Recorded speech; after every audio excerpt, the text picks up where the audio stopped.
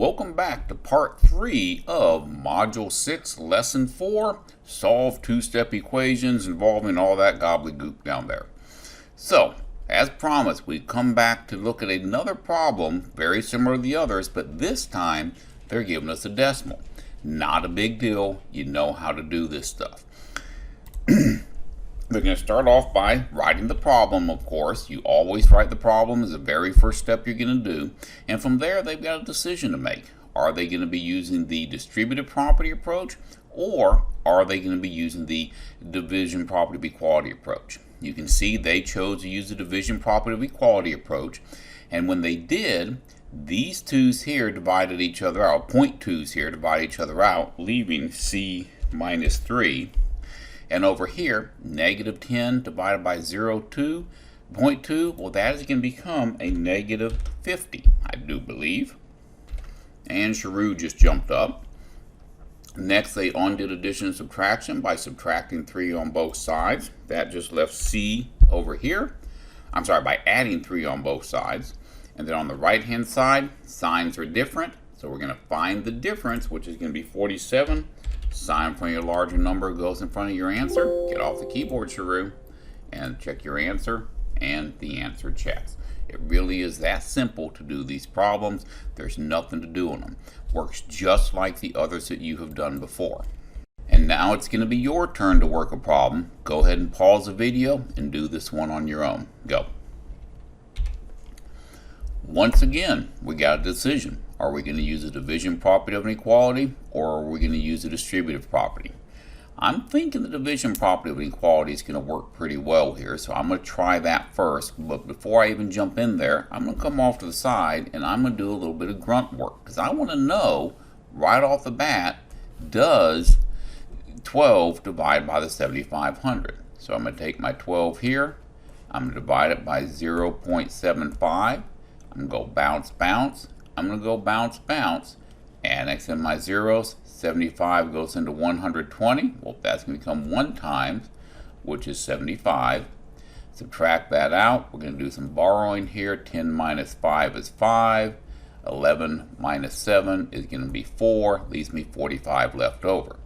Annex in another 0. And then we're going to take and say, well, how many times does 75 go into 450? That is going to end up being, well, let's see, 75 times 2 is 150, times 4 is going to be 300, times 6, I do believe 6 is going to be the answer. 6 times 5 is 30, 6 times 7 is 42, plus a 3 is going to give me 45, nothing left over.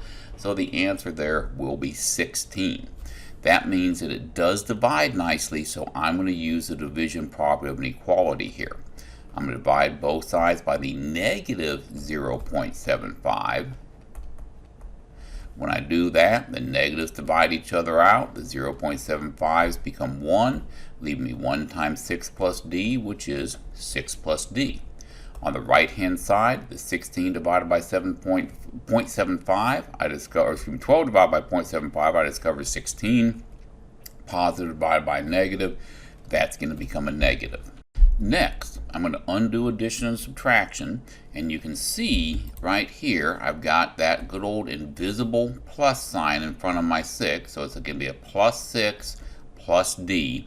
6 is being added to d because of that invisible plus sign, so I'm going to take and subtract 6 from both sides. These will of course zero each other out, leaving d all by as we would have wants them. On the right, signs are the same. Find the sum, which is going to be 22, and this sign for a larger number goes in front of your answer. I have no idea why that became something strange. We're going to call that a D right there. D is equal to a negative 22. Should work for our answer. Negative 22. Check. Everybody's happy. Easy math. But what if the problem came at us with fractions? How would we work that? Same exact way. Moving through here, they're going to still have to make their choice. Division property of an equality or the distributive property. And for this problem, I'm betting the division property of equality. But instead of actually dividing, they're going to take and multiply both sides by the reciprocal. And you see that right here. They did the keep, change, flip. They kept the first number, changed the division that would have been there to multiplication, and took the reciprocal of that other number, which was a 3 over 2. They didn't write it down. It's not really there. But they multiplied both sides by 3 over 2. Now, they stuck it on the front. Don't do that. Always stick it directly after the number you're doing it to. That you're much less likely to make mistakes on other problems in the future if you always put it after it. Anyhow, the 2/3 and the 3/2 divide each other out.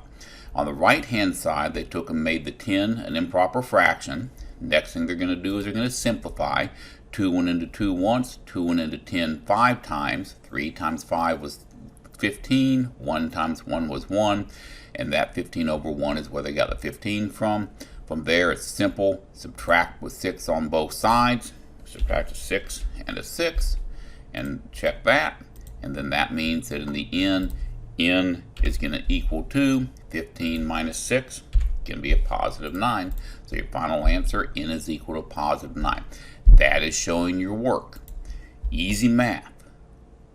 And now it's going to be your turn. Solve this problem, extra example 4, on your own. Negative 1/9 times the sum of v and 5 is equal to 6. Starting off, I'm going to solve this problem by multiplying both sides by the reciprocal, also known as dividing both sides by negative 1 over 9. So I'm going to take and try to get my pen working here again.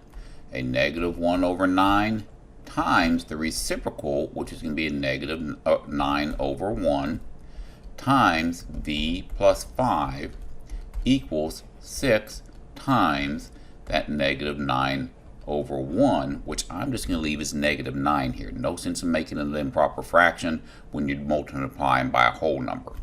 From there, we're going to simplify. Those simplified each other out, leaving v plus 5 is equal to 6 times 9. That's going to become 48. No, it isn't. That's going to become 54. 54. And then a positive times a negative is a negative. Undo addition and subtraction by subtracting 5 from both sides. When you do that, the 5's zero out, leaving v is equal to. Signs are the same. Find the sum with a sign in front of your larger number going in front of your answer, giving us v is equal to negative 59. This is showing your work. That is what I must see. Type in my negative 59 and check, and the answer checks. That's going to be it for this lesson. You all get busy working on your homework. Make sure you're giving me good, high-quality supporting work so I can give you good credit for doing it. I'll see you in class tomorrow.